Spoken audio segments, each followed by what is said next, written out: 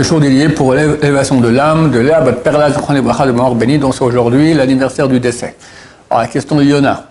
Alors voilà, je me demandais, quelqu'un qui par exemple est très éloigné de la Torah et qui voit les choses qui se passent en ce moment, la guerre, etc. Et peut-être qu'il se dit qu'il y a quelque chose qui va se passer, peut-être le Mashiach, etc. Mais il est loin, donc il se sent limite pas concerné. Qu'est-ce que lui doit faire? Qu'est-ce qu'il doit penser? Est-ce que c'est bien pour lui que le Mashiach vienne? Ou est-ce que...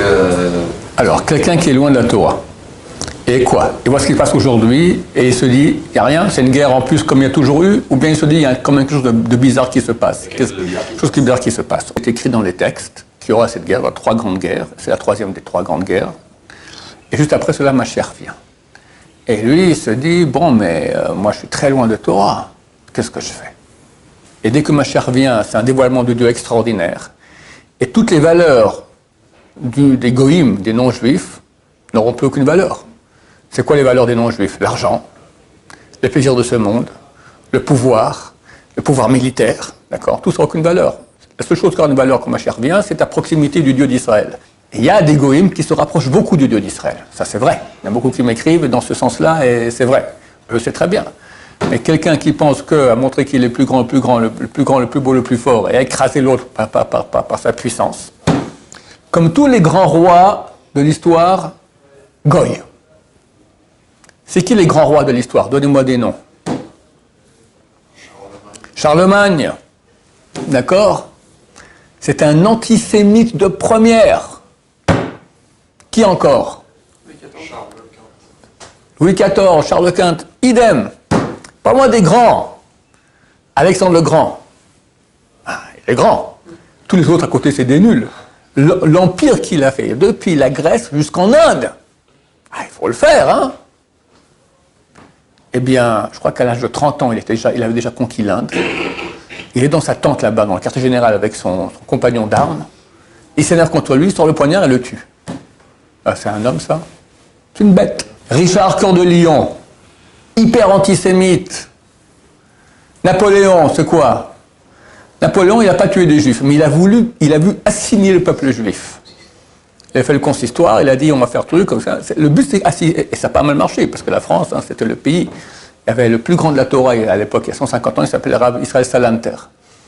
Et lui, à la fin de sa vie, il est parti à Paris. Je n'en savent pas. 3-4 ans, il était à Paris pour essayer un peu de remonter le niveau. C'était la histoire, il y a 150 ans. Il a dit, à Paris, il y a beaucoup de Yirat Shamayim, beaucoup de crainte de Dieu. Tout celui qui arrive à Paris, il perd toute sa crainte de Dieu. Alors elle reste là-bas, perd le crainte de Dieu par terre à Paris. D'accord, déjà il y a 150 ans, aujourd'hui c'est à la puissance 10 000. Les grands d'Israël, c'est quoi? C'est des gens d'une sensibilité à l'autre, d'une honnêteté, d'une droiture, d'une non-violence. Si, il faut violence, il faut. Il y a aussi des cas de peine capitale, etc. Mais rien pour l'honneur de soi-même. Rien. Le plus grand du peuple juif, Moshe Rabbeinu.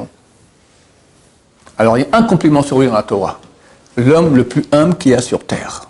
Toute l'humanité reconnaîtra la véracité du Dieu d'Israël, elle va le servir, ceux qui resteront. Alors quelqu'un qui commence à voir que peut-être on va arriver dans cette situation. Alors nous on le conseille beaucoup, de rapidement commencer à se rapprocher de Dieu.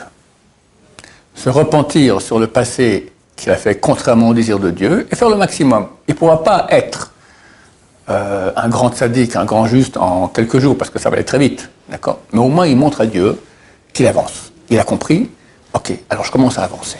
La 9e plaie, c'était la plaie d'obscurité. Le Rav Eliashiv, on a vu le Rav Eliashiv qui était le grand de la génération. Son grand-père, c'est le plus grand kabbaliste ashkénaze des derniers siècles. Il lui a dit, comment ça se fait qu'il y a eu l'obscurité? C'est marqué, il y a eu l'obscurité pour les Égyptiens, et au Bnei Israël, il y avait de la lumière dans toute leur demeure.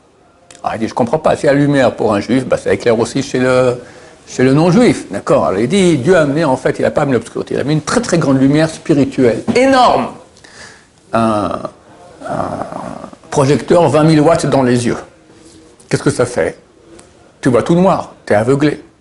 Celui qui est habitué, c'est écrit à la fin du dernier chapitre du dernier prophète, Malachi. Dieu amènera une lumière divine qui va soigner les tzadikim, les guérir, et qui va brûler les mécréants comme de la chaume, comme de la paille. Quelqu'un qui ne supporte pas Dieu.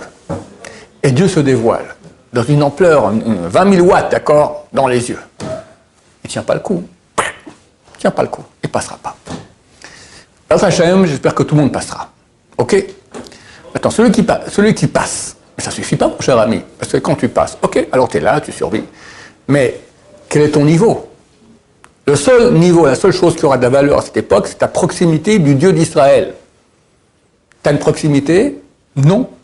Il faut savoir que quelqu'un peut, en 2-3 secondes, passer du statut de pauvre type, le plus pauvre type qu'il y a sur Terre, au tzaddik le plus grand qu'il puisse y avoir. C'est écrit qu'un Baal Tchouva, celui qui fait Tchouva, celui qui se repentit. Repentir, ça veut dire à Dieu, Dieu, j'ai péché, je regrette, et je prends sur moi de changer. À cette seconde-là, il devient un tzaddik parfait, plus haut que tous les tzaddikim normaux qui ont connu le monde, à mesure où tous les tzaddikim normaux ont fait des péchés. Ils ne sont pas parfaits. Quelqu'un qui est un Baal Tchouva, il reçoit un statut d'un tzaddik parfait, qui n'a jamais péché. Mais il y a encore 3 minutes, il faisait les 400 coups.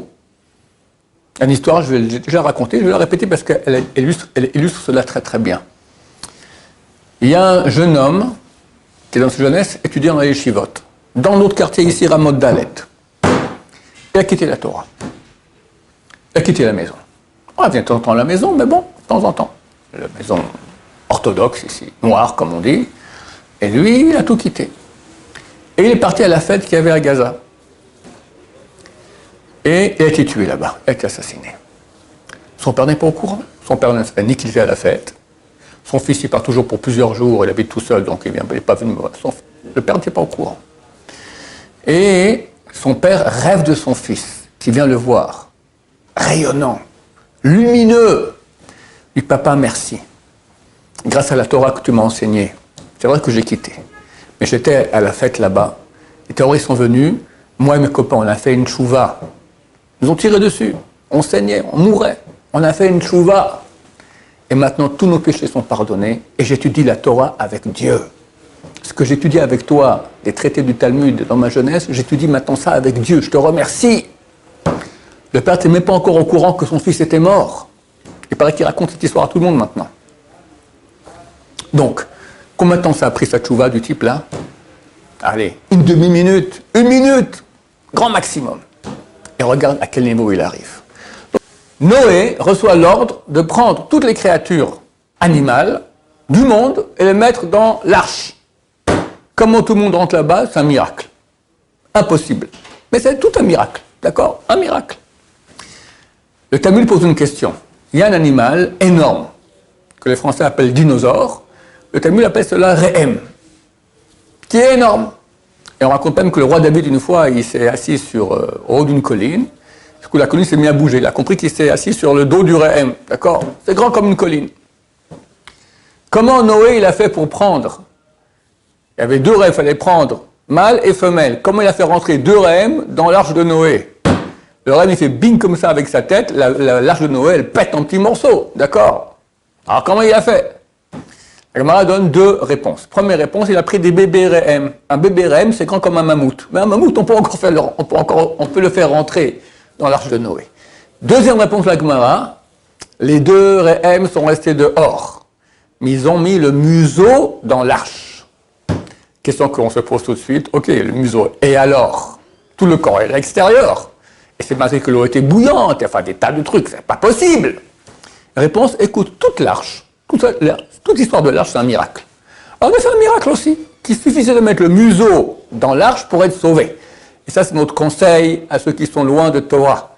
Si tu peux rentrer dans l'arche, devenir un bon juif, la totale, Shabbat, Kashrut, Tfilin, Tzniut, la Shonara, etc., vas-y, fonce! Moi, je te conseille, parce que l'histoire, c'est pas être sauvé. L'histoire, c'est être sauvé et avoir un degré. Et tu peux comme ça, en quelques jours, avoir un degré, en quelques minutes, avoir un degré d'un tzaddik parfait.